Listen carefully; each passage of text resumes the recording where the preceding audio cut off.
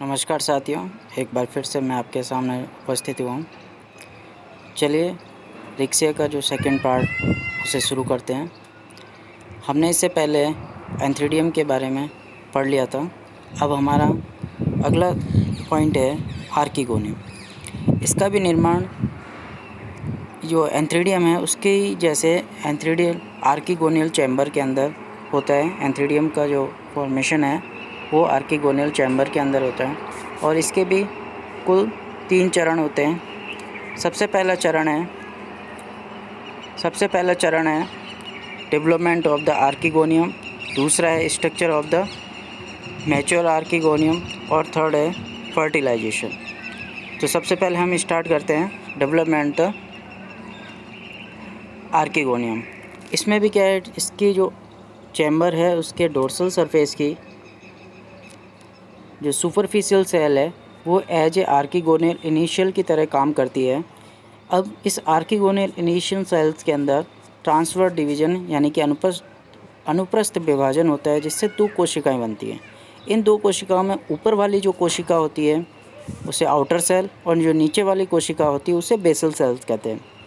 यह जो basal cells है यह स्त्रीधानी के अंतःस्थापित भाग का निर्माण, एम्बेडेड पार्ट का जो पार्ट होता है उसका निर्माण करती है। जो बेसल सेल्स ये इसका निर्माण करती है। अब जो ऊपर वाली जो सेल्स होती है जिसे आउटर सेल कहते हैं, ये outer cells as a archegonial mother cells में कन्वर्ट हो जाती है। अब इस आर्किगोनियल सेल्स के अंदर 3 वर्टिकल इंटरसेक्टिंग डिवीजन होते हैं, 3 उदग्र त्रियक विभाजन होते हैं। ठीक है, इससे 4 कोशिकाओं का निर्माण होता है।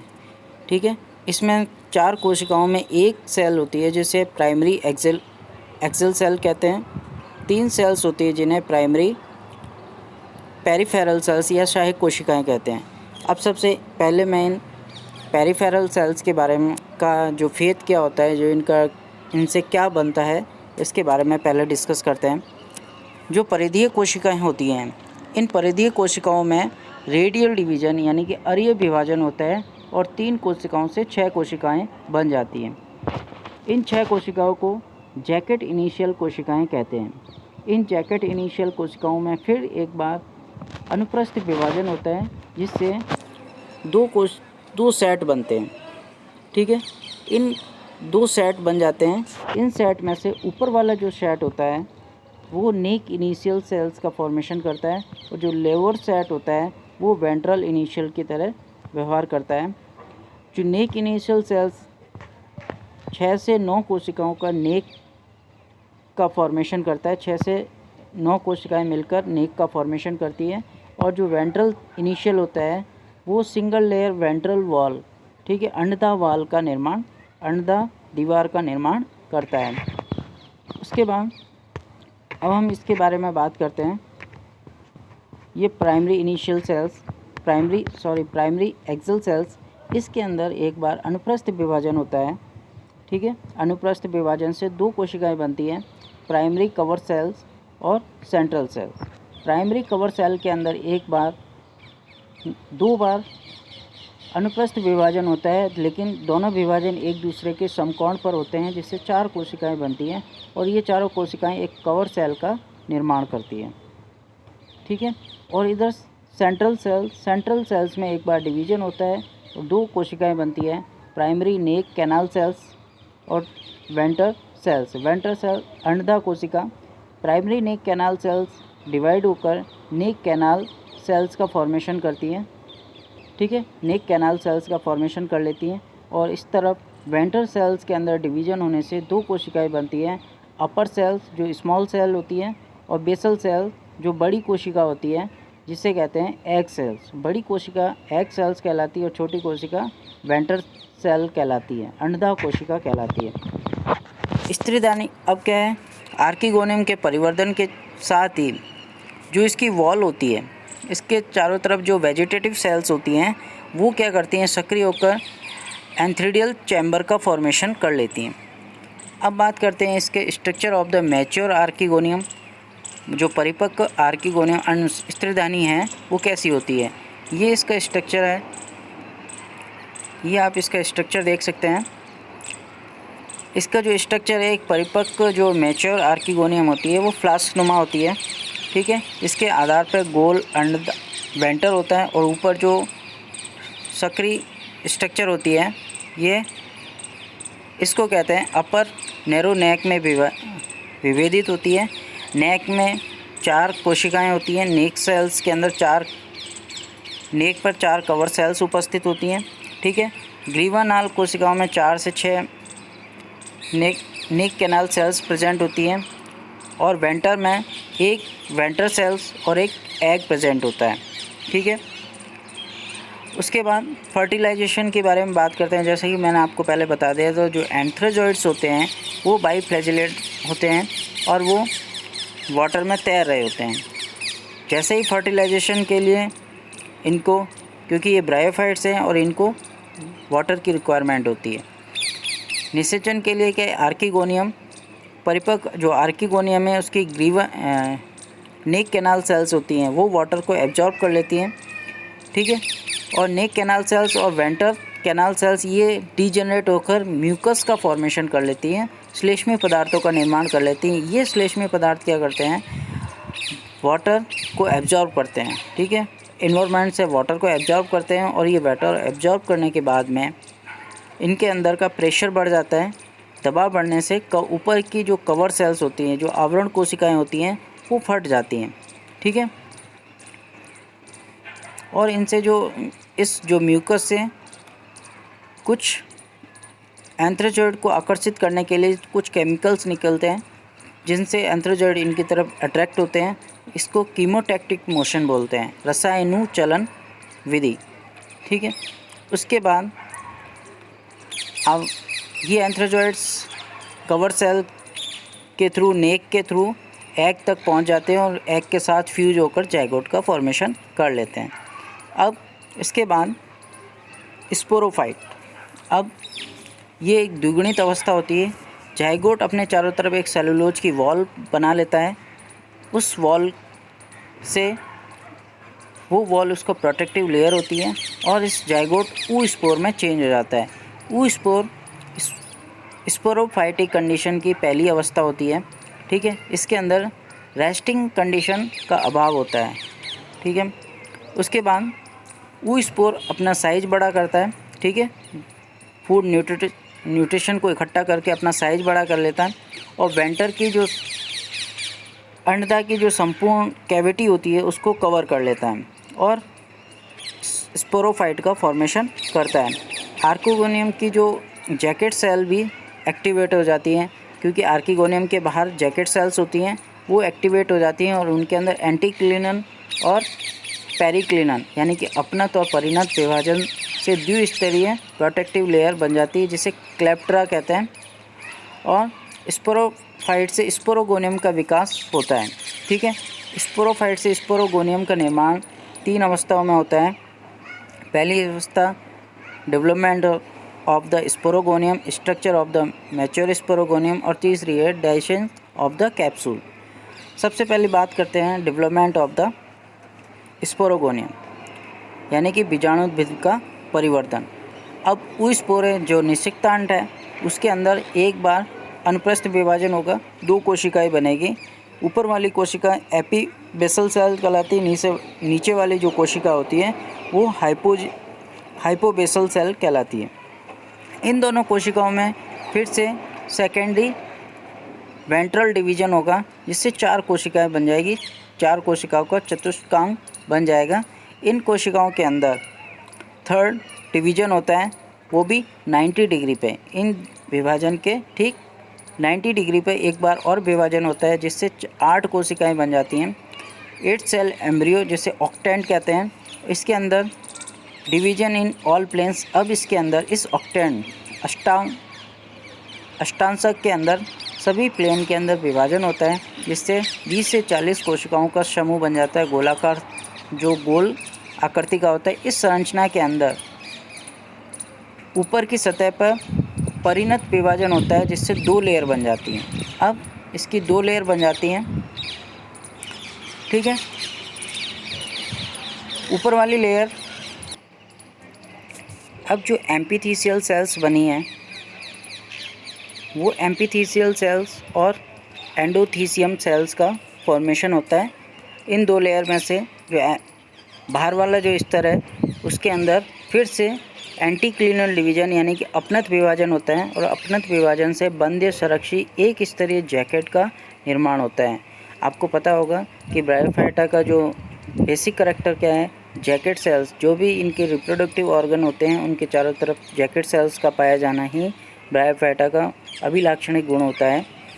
उसके बाद एंडोथीसियम जो केंद्रीय कोशिका समूह होता है, जो सेंट्रल सेल ग्रुप होता है, इसके अंदर ट्रांसफॉर्मेशन होता है। ट्रांसफॉर्म होकर आर्कीस्पोरियम का निर्माण होता है। आर्कीस्पोरियम के अंदर फिर से मल्टीपल डिवीजन होता है, बहु विभाजन होते हैं, जिससे स्पोरोजिनस टिश्यूज का फॉर्मेशन होता है। बीजाणुजन ऊतकों का निर्माण होता है और ये बीजाणुजन ऊतक स्पोर मदर सेल्स के अंदर रूपांतरित हो जाते हैं, कन्वर्ट हो जाते हैं।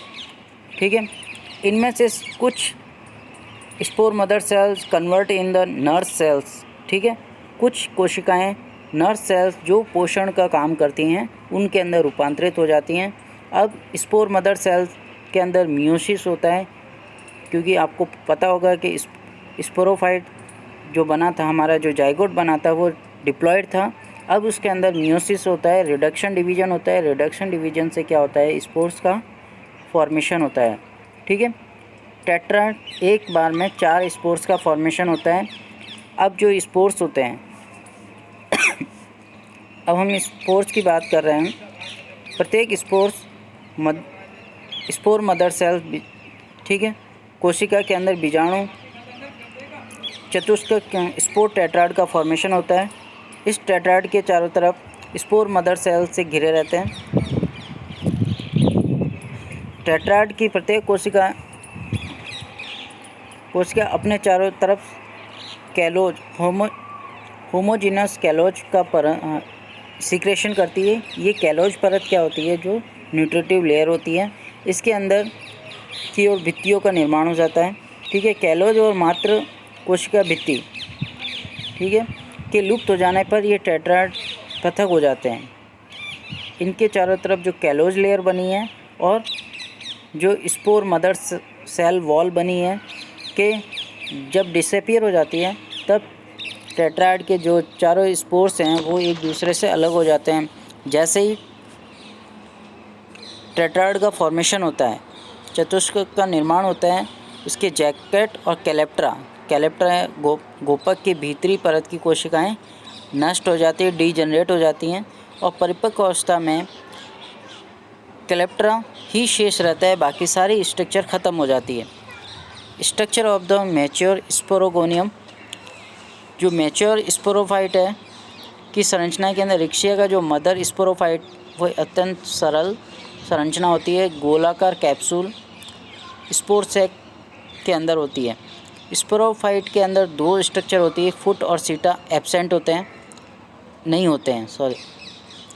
यंग स्पोरोफाइट एक स्तरीय जैकेट व 2 स्तरीय कैलेप्ट्रा द्वारा परिबद्ध रहता है। ठीक है, परिपक्व होने पर जैकेट की इनर गोपक कैलेप्ट्रा विघटित हो जाते हैं और अंत में कैप्सूल एक स्तरीय कैलेप्ट्रा से ढका हुआ रहता है, जिनमें अनेक स्पोर टेट्राड और स्पोर्स कवर रहते हैं। ये इसकी स्ट्रक्चर है। रिक्शिया का स्पोरोफाइट पोषण के लिए पूर्ण रूप से गैमेटोफाइट पर डिपेंड रहता है। ठीक है, जो स्पोरोफाइट होता है वो सेप्रोफाइटिक होता है, यानी कि डिपेंडेंट रहता है, पैरासाइट की फॉर्म में रहता है। ठीक है, ये इसकी स्ट्रक्चर है। ये आप देख रहे हैं, इसका ये फोटोसिंथेटिक रीजन है, ये डीजेनरेटिव सेल कैप्सूल की वॉल है, ये कैलेप्ट्रा है अंदर, ये कैलेप्ट्रा है ये वाले। ठीक है, और storage region of the thallus, ये नीचे वाला जो ऑर्नामेंटेड सा लग रहा है ये इसका storage region of the thallus है, और ये स्पोर्स है अंदर, ये वाले सारे स्पोर्स हैं। अब कैप्सूल का स्पुटन कैलेप्ट्रा की बाह्य स्तर और उसके चारों तरफ के जो थैलस के जो टिश्यूज हैं वो डेड हो जाते हैं। डेड हो जाने से ये जो स्पोर्स हैं वो फ्री हो जाते हैं, मुक्त हो जाते हैं। अब बात करते हैं यंग गैमेटोफाइट। यंग गैमेटोफाइट, अब जो स्पोर्स बने हैं वो गैमेटोफाइट पीढ़ी को डिनोट करते हैं, उनको दर्शाते हैं। बीजाणु युग्मोद्भिद पीढ़ी की प्रथम कोशिका होती है। परिपक्व बीजाणु चतुष्फल के टेट्राहेड्रल होता है। एक परिपक्व बीजाणु टेट्राहेड्रल होता है, यानी चतुष्फलकी होता है। बीजाणु की जो भित्ति होती है स्पोरोडर्म कहलाती है। क्या कहलाती है? स्पोरोडर्म कहलाती है, जो 3 लेयर की बनी होती है। एक्जोस्पोरियम, मीजोस्पोरियम और एंडोस्पोरियम। जो एक्जोस्पोरियम होती है वो मोटी, क्यूटिन और अलंकृत होती है, ऑर्नामेंटेड होती है। ठीक है। जो मीजोस्पोरियम होती है वो अधिक मोटी और 3 स्तरों की बनी होती है। इसमें भी जो बाहर का जो लेयर है वो येलो और लेमिनेटेड होता है। जो मिडिल लेयर होती है वो गहरे रंग की होती है। जो अंत परत होती है वो सघन होती है, गहरी होती है। और एंडोस्पोरियम पतली, होमोजिनस, इक्वल फॉर्म में पूरे स्पोर्स के चारों तरफ प्रेजेंट होती है। ठीक है। और पैक्टिन और सेलुलोज की बनी होती है। पैक्टिन और सेलुलोज की बनी होती है। बीजाणु का जो व्यास डायमीटर है 0.05 से 0.12 मिलीमीटर होता है। इसके अंदर जो स्टोरेज मटेरियल वो ऑयल होता है, ऑयल ग्लोब्यूल्स होती है, और इसके अंदर क्लोरोप्लास्ट एब्सेंट होता है। ठीक है। स्पोर्स का जर्मिनेशन कैसे होता है? जैसे ही फेवरेबल कंडीशन आती है स्पोर्स जर्मिनेट हो जाते हैं। ये जो इन्वायरमेंट से नमी ग्रहण कर लेते हैं। ठीक है। हाइग्रोस्कोपिक होते हैं, नमी ग्रहण कर लेते हैं। इनकी एक्जोस्पोरियम और मीजोस्पोरियम फूलकर फट जाती है। एंडोस्पोरियम एक ट्यूब के रूप में बाहर निकलता है, जिसे जर्म ट्यूब। इस तरह से ये ट्यूब की तरह बाहर निकलता है। ठीक है। तेज़ी से वृद्धि करके जर्म ट्यूब रैपिडली ग्रोथ करके एक मुद्राकार क्लब शेप स्ट्रक्चर बना लेती है और बीजाणु की संपूर्ण कोशिका द्रव्य नलिका के दूसरे सिरे पर एकत्रित हो जाता है, इकट्ठा हो जाता है, जिसमें क्लोरोप्लास्ट अपीयर हो जाते हैं डिस्टल एंड पे। ये इसके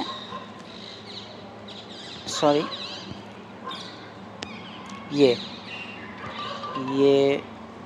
इस तरह से जो स्ट्रक्चर बनती है और यहाँ पर सारा क्लोरोप्लास्ट आकर यहाँ पर अपीयर होने शुरू हो जाते हैं। उसके बाद जर्म ट्यूब के एपिकल रीजन के अंदर एक बार अनुप्रस्थ विभाजन होता है, ट्रांसवर्स डिवीजन होता है, जिससे टर्मिनल सेल्स और इसके साथ ही एक जर्म ट्यूब में का इलोंगेशन से, जो जर्म ट्यूब के इलोंगेशन से राइजोइड का फॉर्मेशन होता है। टर्मिनल सेल्स के अंदर दो बार उदग्र विभाजन होते हैं, 4 कोशिकाएं बनती हैं। ये चारों कोशिकाएं के अंदर एक बार फिर से अनुप्रस्थ विभाजन होता है और 8 कोशिकाओं के 2 सेट बनते हैं। एक ऊपर सेट होता है, एक नीचे सेट होता है। अपर सेट की 4 कोशिकाओं में से एक एपिकल सेल्स होती है, जो एपिकल सेल्स का काम करती है। शेष 3 सेल्स व लोअर सेट की कोशिकाएं डिवाइड होकर पूरे थैलस का फॉर्मेशन कर लेती हैं। अब रिक्सिया के अंदर alternation of the generation present होता है। ठीक है। जो रिक्सिया का जो मेन प्लांट होता है वो हैप्लॉइड होता है, यानी कि युग्मोद्भिद होता है, n नंबर का होता है। और जो इसको स्पोरोफाइट कंडीशन होती है वो डिप्लॉयड होती है। वो बनती है फर्टिलाइजेशन के बाद में। जो जाइगोट बनता है वो डिप्लॉयड होता है और डिप्लॉयड से फिर वापस हैप्लॉइड बनता है। इस तरह से इसके अंदर पहले हैप्लॉइड, फिर डिप्लॉयड, फिर हैप्लॉइड, इस तरह से इसके अंदर अल्टरनेशन चलता रहता है। इसी को कहते हैं अल्टरनेशन ऑफ द जनरेशन। और इस तरह से ये रिक्सिया का जो चैप्टर है वो पूरा होता है। आशा करता हूँ आपको समझ में आया होगा। अगर कुछ समझ में नहीं आया है तो आप मुझसे फिर से पूछ सकते हैं। ठीक है। धन्यवाद। आपका दिन शुभ रहे।